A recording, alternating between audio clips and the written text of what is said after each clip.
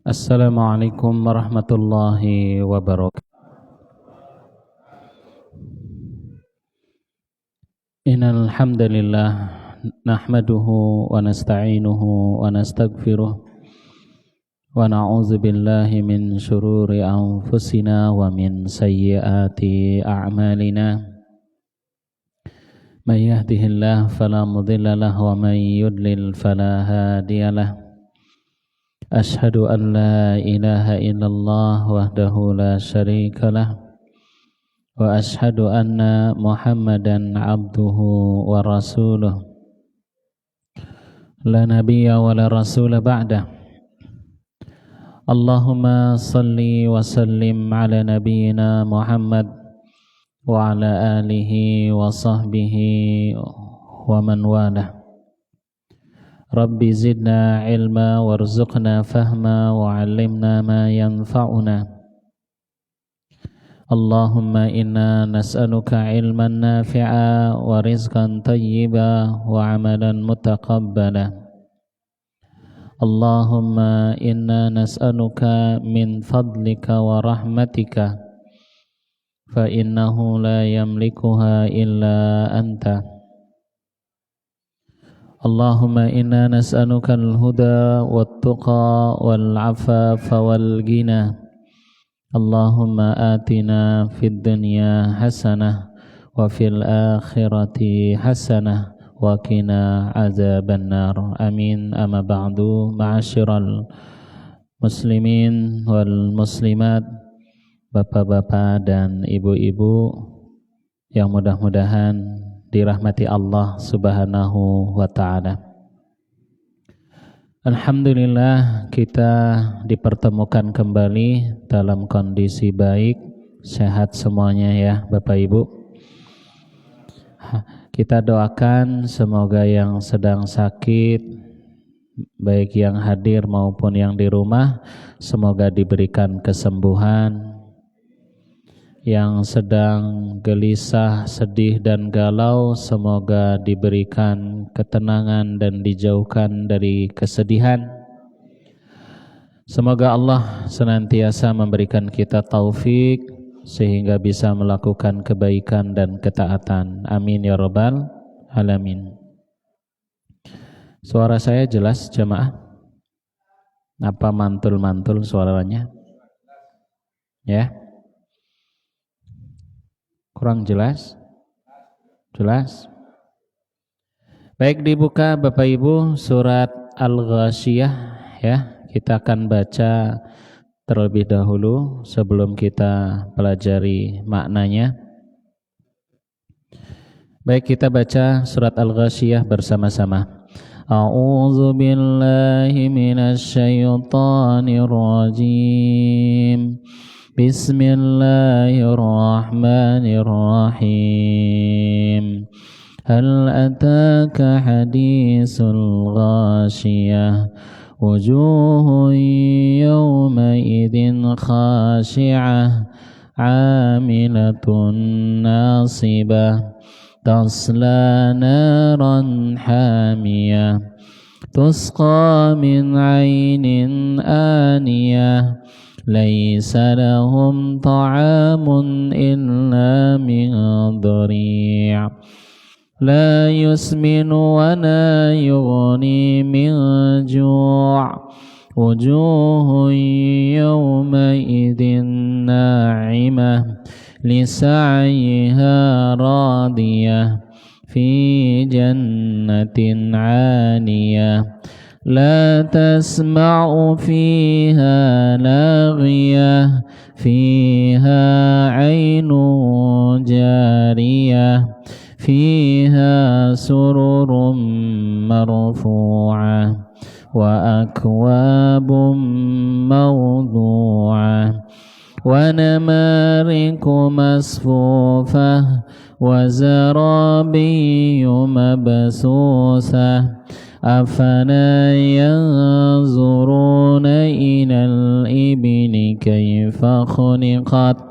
وإلى السماء كيف رفعت وإلى الجبال كيف نصبت وإلى الأرض كيف سطحت فذكر إنما أنت مذكر لست عليهم بمسيطر إلا من تولى وكفر فيعذبه الله العذاب الأكبر إن إلينا إيابهم ثم إن علينا حسابهم.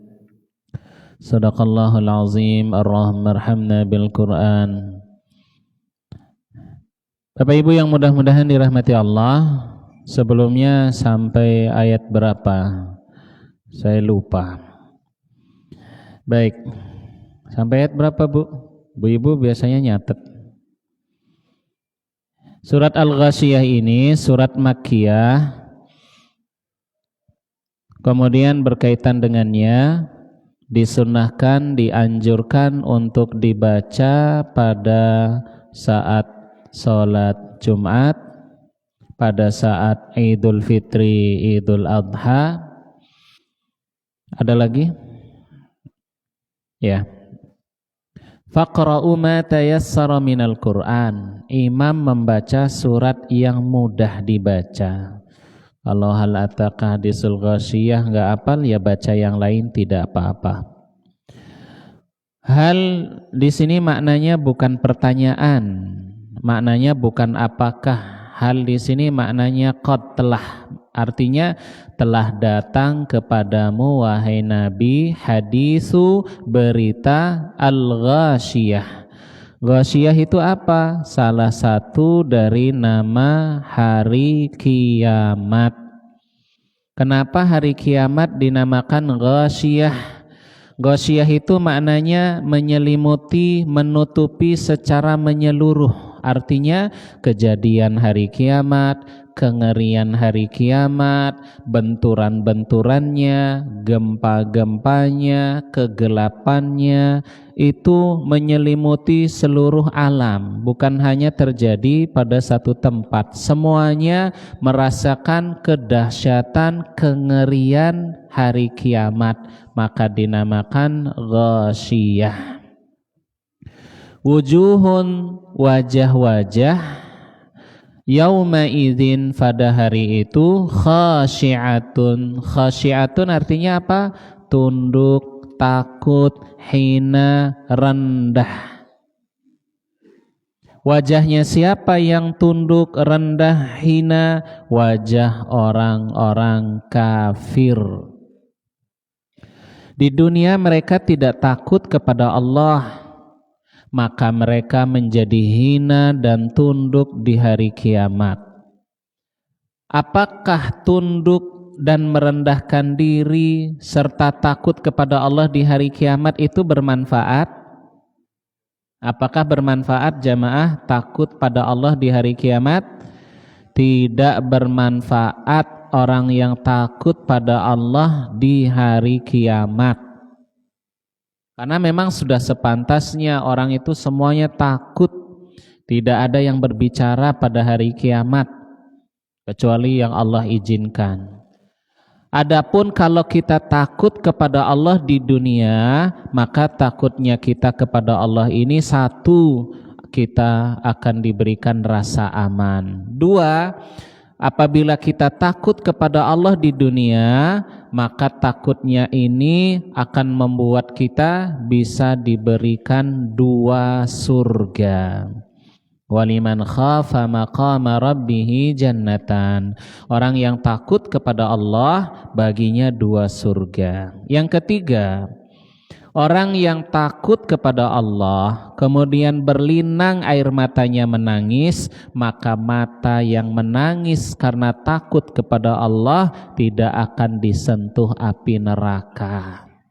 Apakah cuman matanya yang gak disentuh api neraka karena nangis, terus badan yang lain tetap dilahap api neraka? Mudah-mudahan semuanya tidak akan disentuh api neraka tubuhnya. Kemudian yang keempat, Orang yang takut kepada Allah sampai menangis dia, maka itu menjadi sebab dia mendapatkan perlindungan, mendapatkan naungan di hari kiamat nanti. Yang kelima, orang yang takut kepada Allah tapi dia memiliki dosa-dosa yang lain, seperti bendera ini ada di tepi meja. Ada orang dilihat oleh Nabi berada di tepi neraka jahanam. Dia itu begitu ketakutan. Tiba-tiba ada amal yang menolongnya, sehingga dia diselamatkan, tidak dimasukkan ke api neraka. Apa itu amal? Dia pernah menangis karena takut kepada Allah.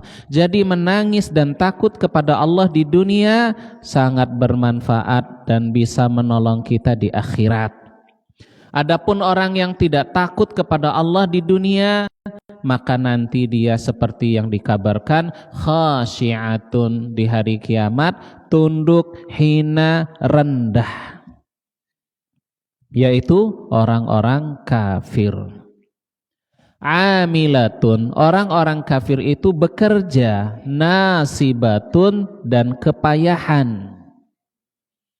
Orang kafir di dunia bekerja, tapi dia bekerja dan berlelah-lelah tidak di jalan Allah, maka nanti dia kepayahan dan kelelahan, mendapatkan siksa di neraka jahanam. Dan di hari kiamat dia itu kepayahan. Adapun orang yang beramal di dunia dan dia berpayah-payah, berlelah-lelah dengan amal, dengan kebaikan, maka dia tidak akan mendapati kepayahan di hari kiamat. Jadi hendaknya kita ini mengamalkan firman Allah, فَإِذَا فَرَغْتَ فَانْصَبْ, selesai melakukan ibadah, bersungguh-sungguh dengan ibadah yang lain. Berpayah-payah dan berlelah-lelah. Tasla naran hamiyatan, wajahnya hina dan lelah, mereka masuk ke neraka hamiyatan, yang begitu panas. Neraka jahanam beribu-ribu kali lipat lebih panas daripada api di dunia. Ada ulama yang membaca tasla dengan dhammah di ta'nya, tusla. Kalau tasla masuk, kalau tusla dimasukkan. Yang ketiga ada ulama yang membacanya tusalla. Maknanya hampir sama tapi dengan tasydid. Tusalla mabni lil majhul. Karena itu nanti bacaannya tusla narun hamiyatun. Kalau kita bacanya tasla naran hamiyatan, masuk mereka orang kafir ke dalam neraka jahanam yang kondisi apinya hamiyah, teramat sangat panas. Ya. Wa yusqa mimma'in hamim, mereka juga diberikan minum dari air yang sangat hamim, panas. Tusqa min ainin aniyah, mereka diberikan minum dari mata air ya yang sangat panas. Dan ini juga disampaikan di dalam surat Al-Kahfi. Wa iyastaghitsu yughasu bima'in kalmuhli yashwil wujuh. Kalau mereka meminta pertolongan agar diberikan minuman, maka mereka diberikan minuman dari air yang sangat panas mendidih yang menggosongkan wajah. Minuman dan makanan di neraka jahanam itu berbeda-beda sesuai dengan jenis dosanya. Maka di dalam surat yang lain Allah menyebutkan minuman yang lain. Falaisa lahul yawma hahuna hamim. Di neraka enggak ada kawan dekat. Kalau di dunia kawan dekat, sahabat bisa menolong dari kesulitan. Kalau lagi enggak punya duit bisa minjem ke kawan dekat. Kawan dekat di dunia menolong, bisa dimanfaatkan. Tapi di neraka jahanam dulu berkawan dekat dengan seseorang, tapi sama-sama masuk neraka, nggak peduli dengan urusannya. Bahkan satu penghuni neraka jahanam, seandainya diberikan kesempatan agar bisa keluar dari neraka jahanam dengan menjadikan anaknya, istrinya, keturunannya, bahkan seluruh manusia yang masuk neraka agar dia bisa keluar dari neraka, pasti dia akan melakukannya. Ya, yawaddul mujrimu law yabtadu min adzabi yaumi idzin bibani. Mereka itu ingin sekali agar keluar dari neraka jahanam dengan menebuskan anaknya, istrinya, keluarganya, keturunannya, semua manusia saja yang masuk neraka biar dia bisa keluar dari neraka. Seandainya Allah berikan kesempatan itu, orang kafir akan melakukan itu, tapi itu perandai-andaian, mustahil. Allah Maha Adil tidak akan melakukan itu. Ya.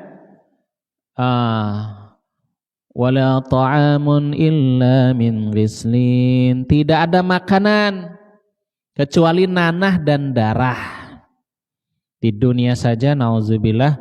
Maka di dunia ini Allah menciptakan bau-bau yang tidak mengenakkan. Bau-bau busuk di dunia kadang kita dapati, agar kita bisa merenung betapa bau busuknya neraka jahanam.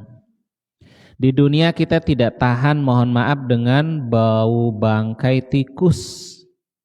Bahkan saat kaki kita itu terluka dan bernanah, kita tidak suka dengan kotoran dan baunya. Agar kita bisa membayangkan, itulah makanan, minuman penghuni neraka jahanam, yaitu ghislin, nanah dan darah.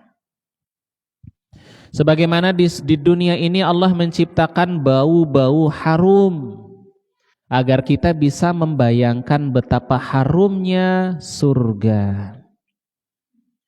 Ya, di dunia ini ada panas, agar kita bisa membayangkan betapa panasnya neraka jahanam.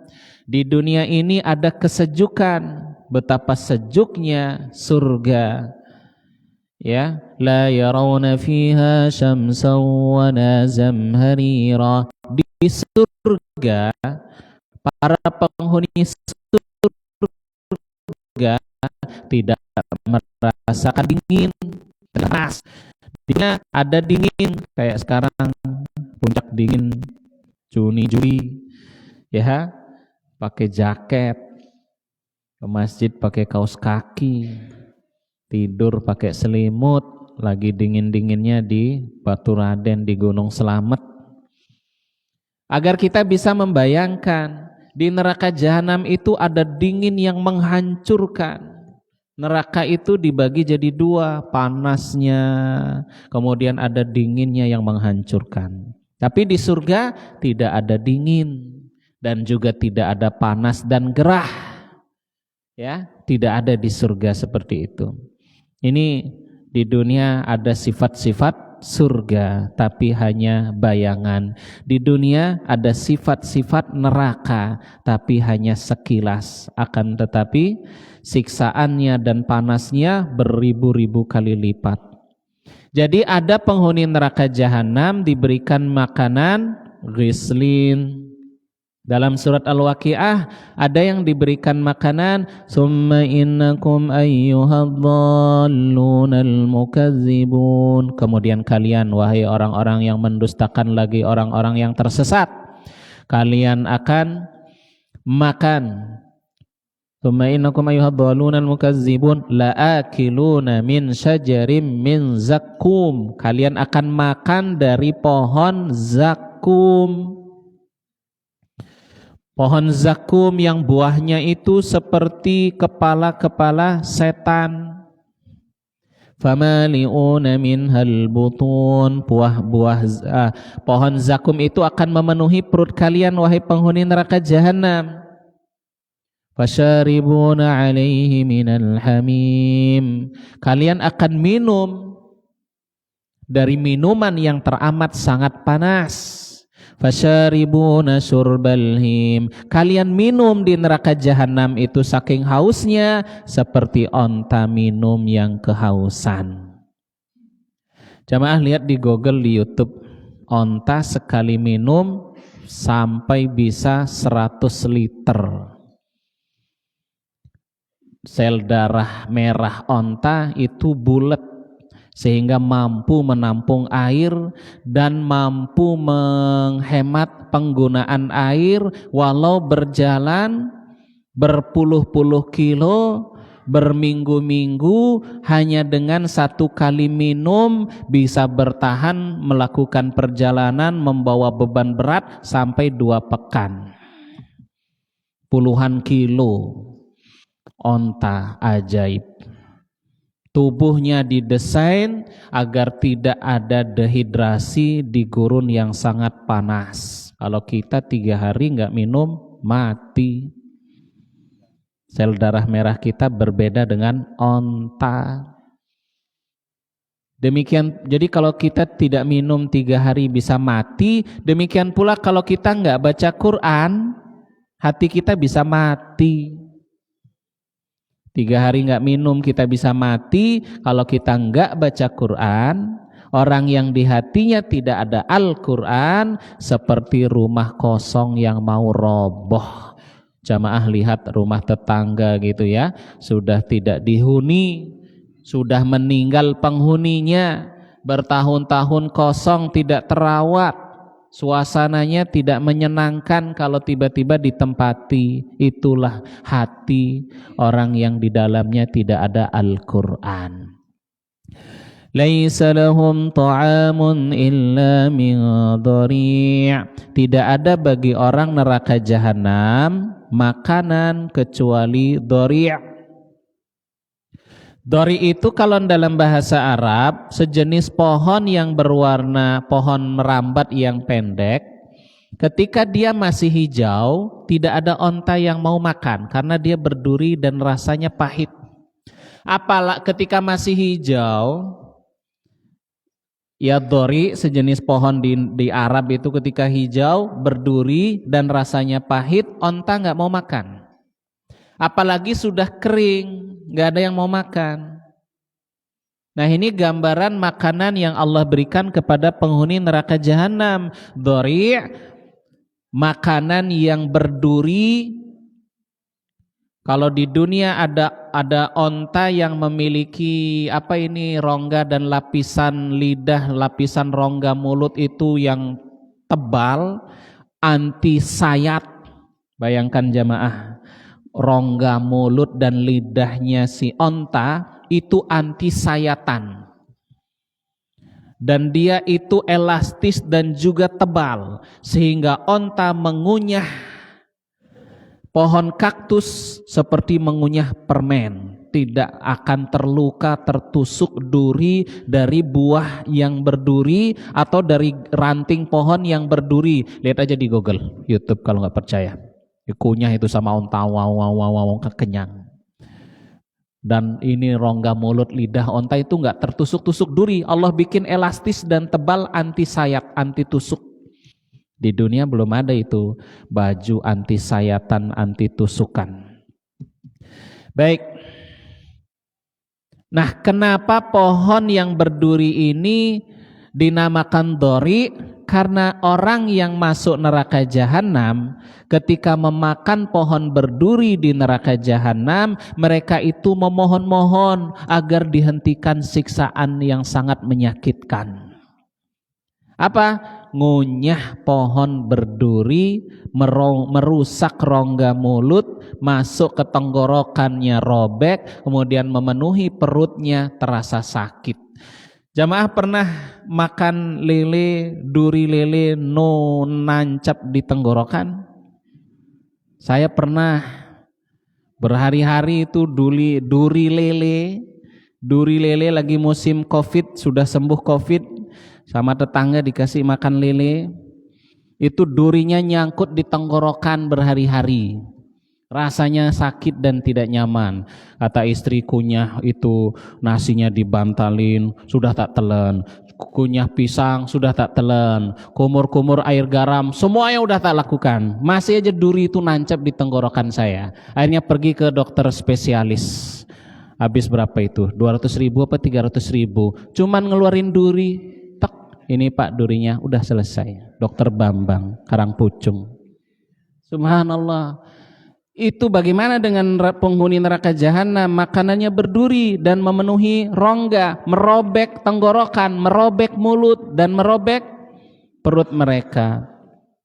Pohon berduri ini kalau dimakan baunya enggak enak, rasanya pahit, merusak kulit dan merobek tubuh.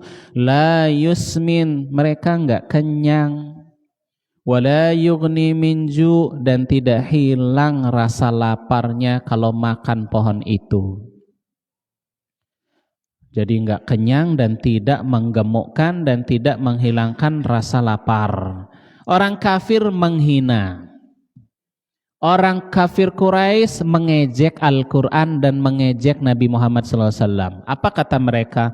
Onta kami makan pohon berduri kenyang. Iya benar, lihat di Google itu, di YouTube. Onta makan pohon berduri, makan kaktus, makan sejenis tumbuhan yang ada duri. Sama onta itu dimakan, kemudian dijadikan apa? Cadangan lemak, cadangan makanan di punuknya itu disimpan sehingga 2 minggu melakukan perjalanan onta nggak makan masih bisa jalan, masih bisa hidup karena ada cadangan tenaga itu disimpan di punuknya. Itu cadangan lemak berisi energi buat onta saat mereka nggak makan dan minum ketika melakukan perjalanan bahkan sampai 1 bulan. Baik. Sedangkan di neraka tidak seperti itu. Orang-orang kafir Quraisy juga menghina, mengejek, mengolok-ngolok. Kata Muhammad, pohon zakum tumbuh dari dasar api neraka jahanam. Bagaimana mungkin pohon bisa tumbuh dari bara api? Mustahil. Ini logika manusia mustahil. Tapi kekuasaan Allah, Allah itu bebas melakukan apa yang Allah kehendaki. Menurut pengetahuan sains manusia ini enggak mungkin. Allah mengatakan di dalam Al-Qur'an itu ya, di sini ada mata air api. Bagaimana mungkin dari air itu keluar api? Mustahil. Api ya padam dengan air. Di dunia manusia menyaksikan di bawah dasar laut ada itu larva, apa namanya itu? Lahar gunung itu yang panas dan itu apa? Menyala, itu di dunia.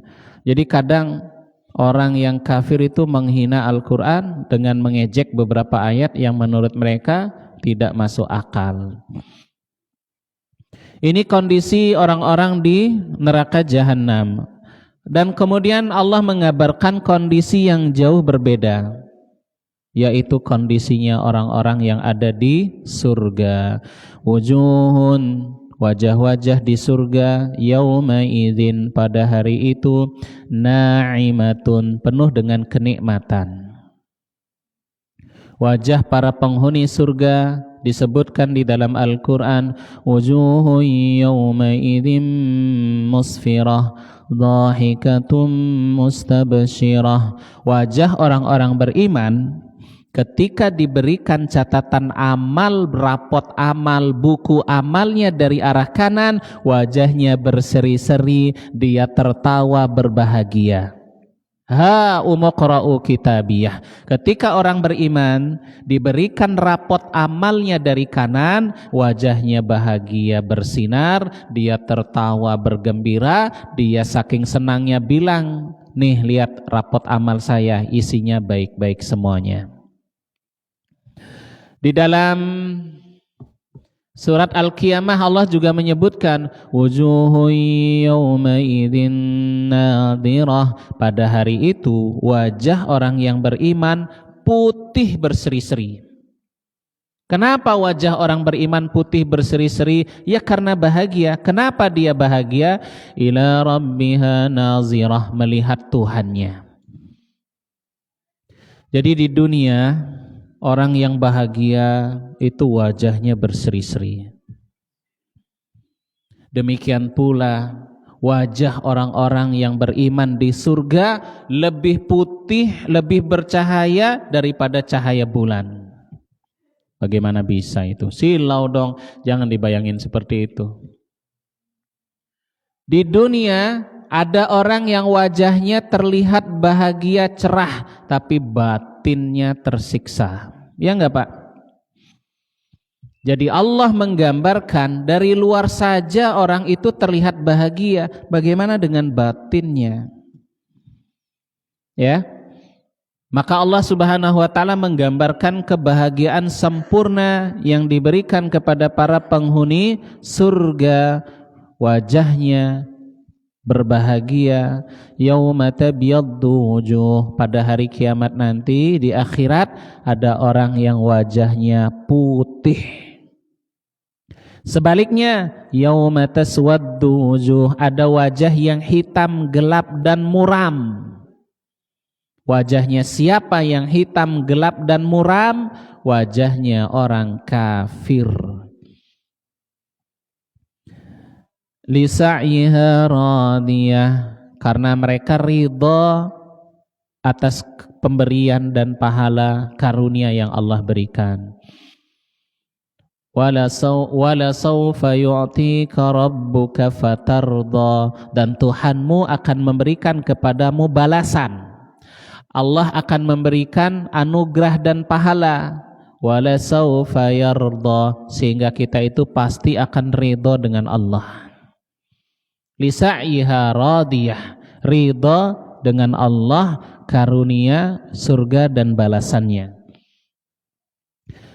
Adapun di dunia, orang-orang yang beriman ridha pada saatnya dan tidak ridha pada saatnya. Kapan hendaknya kita ridha di dunia?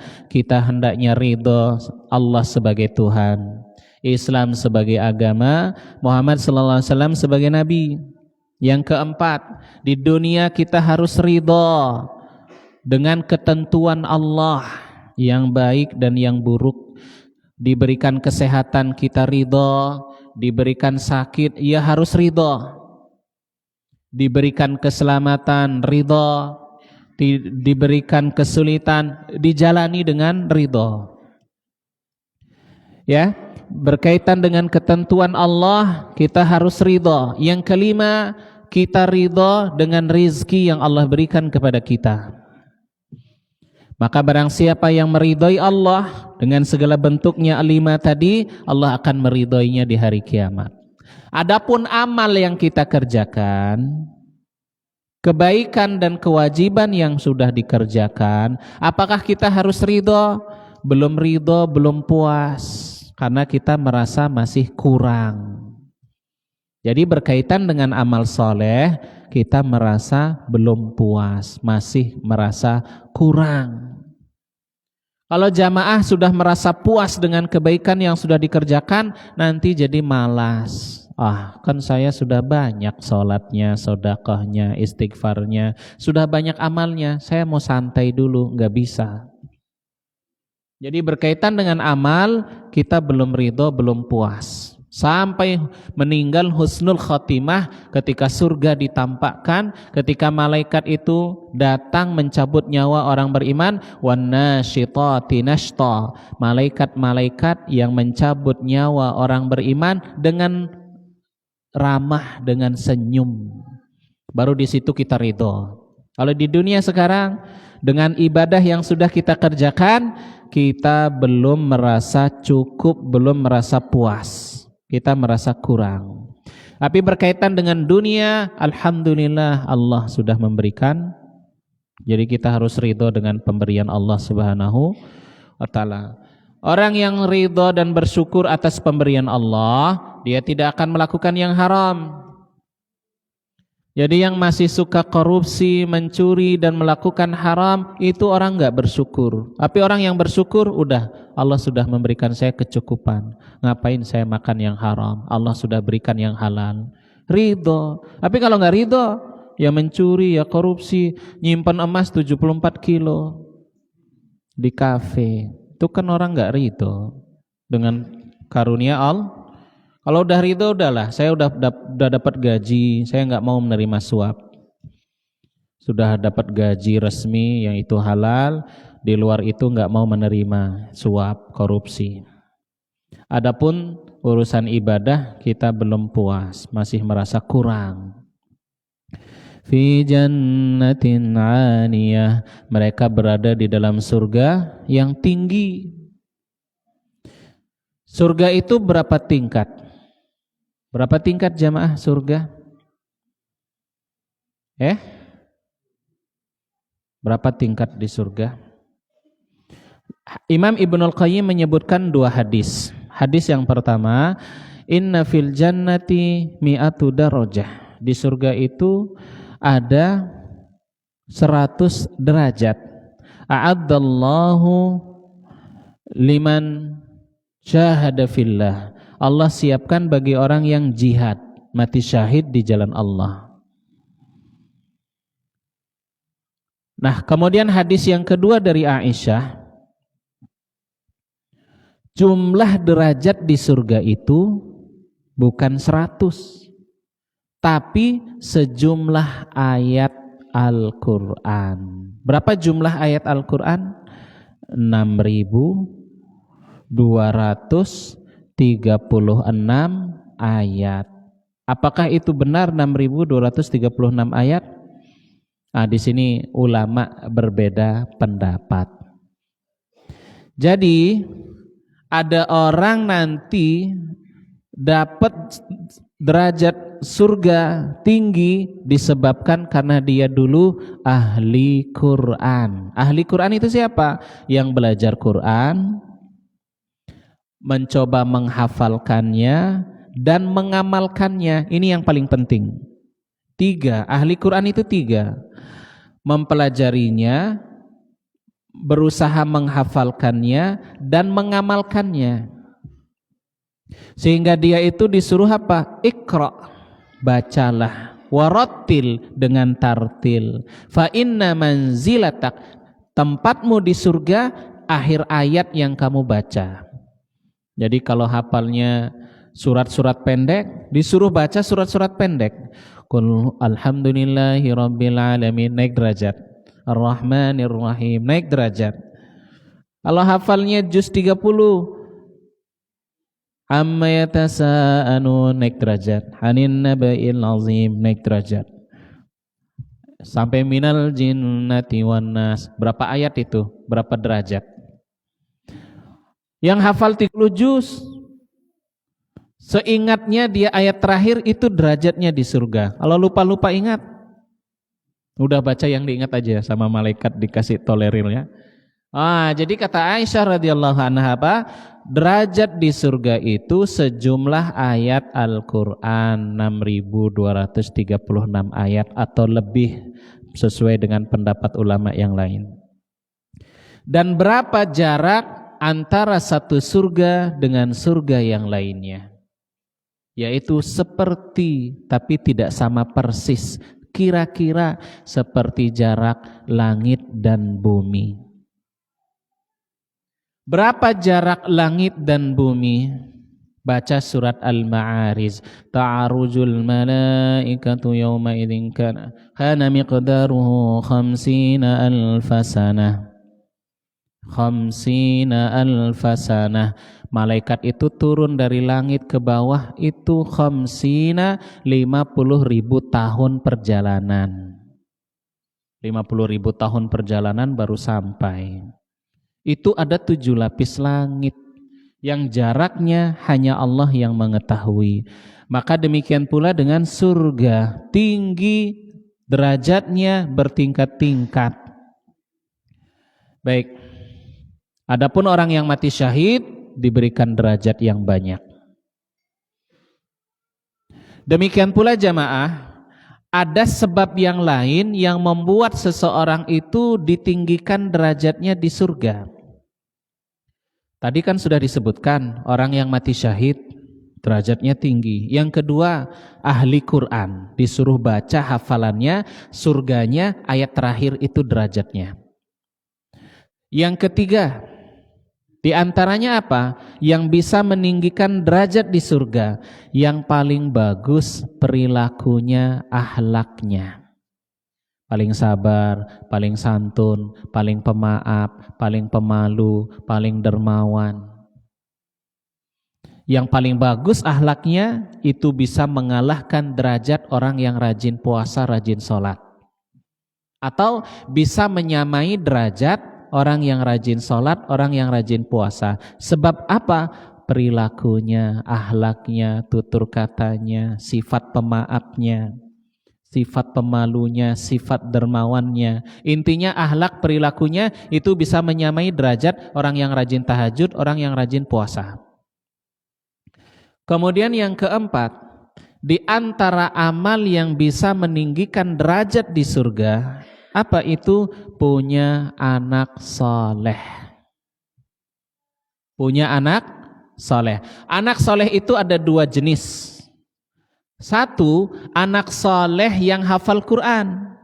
Atau tidak hafal Quran tapi hafal surat Al-Baqarah dan Al-Imran. Sebab anaknya hafal surat Al-Baqarah, ayahnya diberikan mahkota di surga dan ditinggikan derajatnya. Jadi ada dua jenis anak. Sama-sama meninggikan derajat. Satu sebabnya karena apa? Anaknya hafal Quran atau ahli Quran atau hafal surat Al-Baqarah.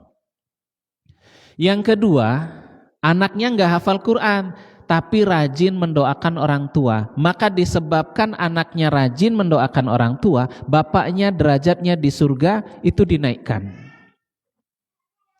Jadi yang keberapa? Keempat. Yang keempat, ada orang itu naik derajat di surga karena apa? Karena anaknya setiap sholat baca Rabbighfirli wali walidayya warhamhuma kama rabbayani shaghira. Jadi orang tua itu yang amalnya hanya sholat, hanya baca Quran, amalnya biasa saja, kemudian masuk surga, kok tiba-tiba derajatnya itu dinaikkan. Sampai orang tua itu heran-heran dan bertanya kepada malaikat, Anni haza, ini dari mana? Ini dari mana derajat dan kemuliaan ini? Malaikat menjawab, Bistighfari waladikallak. Disebabkan anakmu dulu memohon kepada Allah agar engkau diampuni. Maksudnya disebabkan karena anaknya rajin mendoakan orang tua, maka orang tua di surga derajatnya ditinggikan. Jadi ada anak yang bisa meninggikan derajat orang tua. Ini tujuan menikah, biar punya anak saleh. Jadi anak yang rajin Rabbighfirli wali walidayya warhamhuma kama rabbayani shaghira itu jadi sebab ayahnya ibunya dapat derajat tinggi di surga. Nah, ini semuanya amal terbuka. Kalau Al-Quran kan nggak semua orang punya kemampuan menghafal Quran. Nggak semua ayah ibu itu bisa memondokkan anaknya di pondok-pondok Al-Quran karena dana ya karena lain hal. Belum juga kemampuan anak-anak itu berbeda-beda.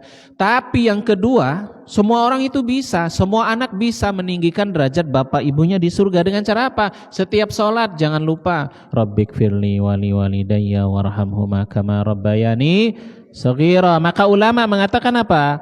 Orang yang sholat 5 waktu, dia telah bersyukur kepada Allah. Yang kedua, anak yang mendoakan orang tua setiap sholat 5 waktu, dia telah bersyukur kepada orang tua. Jadi cara kita berbakti kepada orang tua yang paling mudah apa? Selesai sholat jangan langsung pergi, baca doa. Saat sujud, saat tasyahud, atau saat selesai sholat, baca Rabbighfirli wali walidayya warhamhuma kama rabbayani shaghira.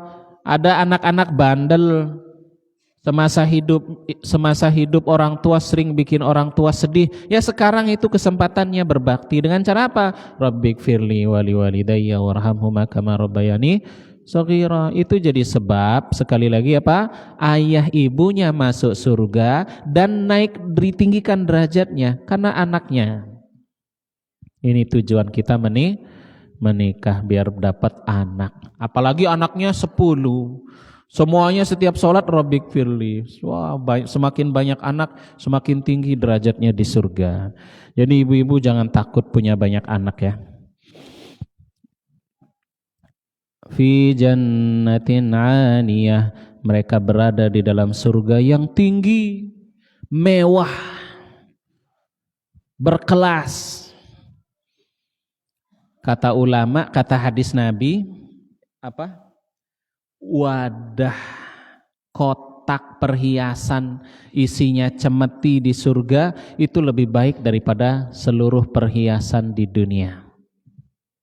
Kata hadis Nabi, orang yang sholat 2 rakaat sebelum subuh, pahalanya lebih baik dari dunia beserta isinya. Apalagi orang yang amalnya bagus. Fi jannatin 'aliyah, mereka di dalam surga, di surga yang tinggi. La tasma'u fiha laghiyah, mereka di surga tidak mendengar ucapan sia-sia, senda gurau yang isinya jelek. Ucapan di antara sesama penghuni surga, salam, keselamatan. Ucapan yang ada di surga, saling menghibur, menyenangkan. Tidak ada dusta, tidak ada demikian, tidak ada kata-kata kotor, tidak ada sumpah serapah, tidak ada makian, yang ada kalimat yang menyenangkan. Ucapan yang menyenangkan hati, candaannya menyenangkan. Beda dengan candaan di dunia, mengundang tawa agar orang lain tertawa dengan cara menghina fisik seseorang, mengejek pekerjaan orang, mengejek keluarga, mengejek fisik agar orang lain tertawa. Sedangkan di surga tidak ada candaan yang berisi hinaan. Yang ada apa? Ucapan-ucapan yang baik. Demikian pula di dunia. Maka barang siapa di dunia ucapannya baik, candaannya juga baik, obrolannya baik, maka ini calon penghuni surga. Orang-orang beriman di dunia ketika saling berjumpa, ucapannya baik. Muslim sejati, orang yang ketika berada di sekitar orang lain yang ada di sekitarnya itu merasa aman. Kalau saya ketemu sama dia, saya nggak pernah diejek, nggak pernah dihina. Berarti dia itu muslim sejati. Tapi kalau jamaah setiap kali ketemu orang, kalau kumpul sama dia nggak nyaman, omongannya jelek, suka nyindir dan nyinyir, berarti dia itu bukan muslim. Muslim sejati ketika dia berada di sekitar orang lain itu merasa nyaman. Tapi kalau ketemu sama dia, takut duitnya hilang. Kalau ngumpul sama dia isinya nggak keruan, candaannya itu ngejek, menghina, nggak nyaman, menghindar. Berarti dia bukan muslim. Baik jamaah yang mudah-mudahan dirahmati Allah, ini sedikit gambaran di surga yang Allah Subhanahu wa taala berikan kepada kita.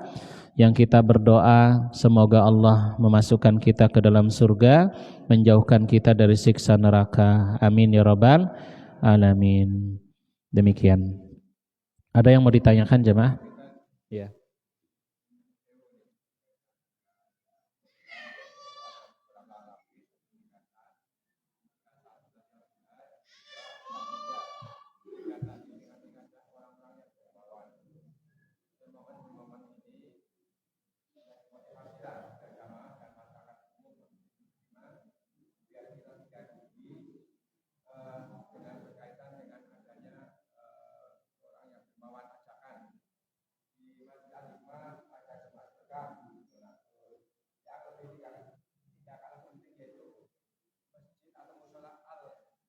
Ini yang lagi proses finishing lah, mohon dimotivasi barangkali ada jamaah yang sudah terpanggil karena ada kemampuan, mohon siap dan motivasi yang lain.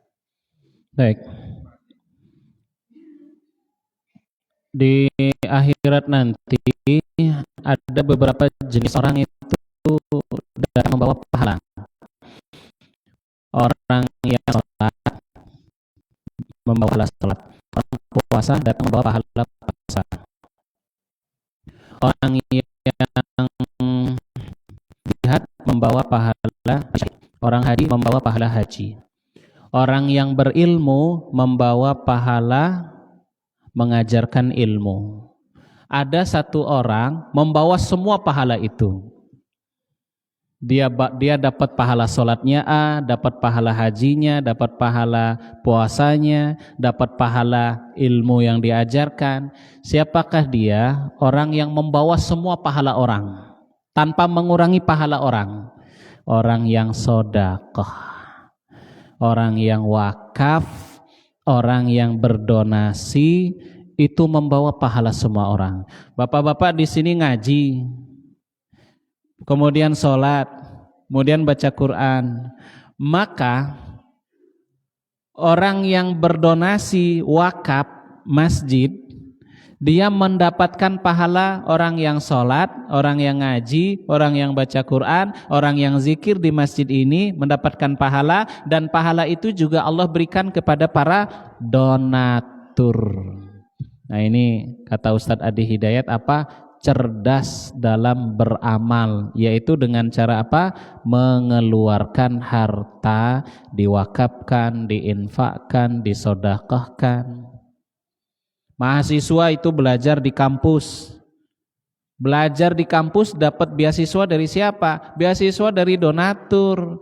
Maka mereka dapat pahala menuntut ilmu, dan pahala menuntut ilmu juga Allah berikan kepada para donatur.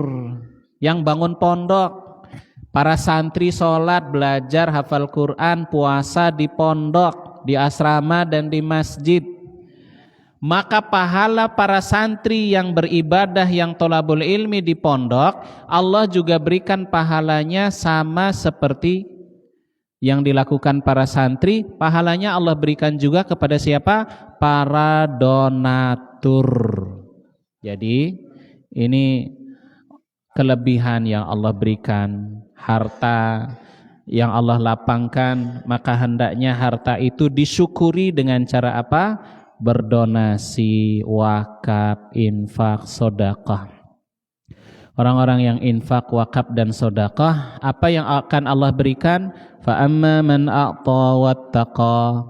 Adapun orang yang memberi, orang yang infak, orang yang sedekah, orang yang berdonasi, orang yang berzakat, orang yang berwakaf, orang yang menghibahkan harta, dan dia bertakwa, fasanuyassiruhu lil yusra. Allah mudahkan urusannya. Siapa yang ingin dimudahkan urusannya, keluarkan harta yang dicintai, disedekahkan, diwakafkan, dizakati, didonasikan, maka akan jadi jariyah. Maka akan Allah mudahkan segala urusan orang yang bersedekah. Semua urusannya itu Allah mudahkan. Baik, mungkin demikian. Terima kasih. Mohon maaf apabila ada yang kurang. Alhamdulillahirabbil alamin. Subhanakallahumma bihamdika asyhadu an la ilaha illa anta astaghfiruka wa atubu ilaik. Assalamualaikum warahmatullahi wabarakatuh.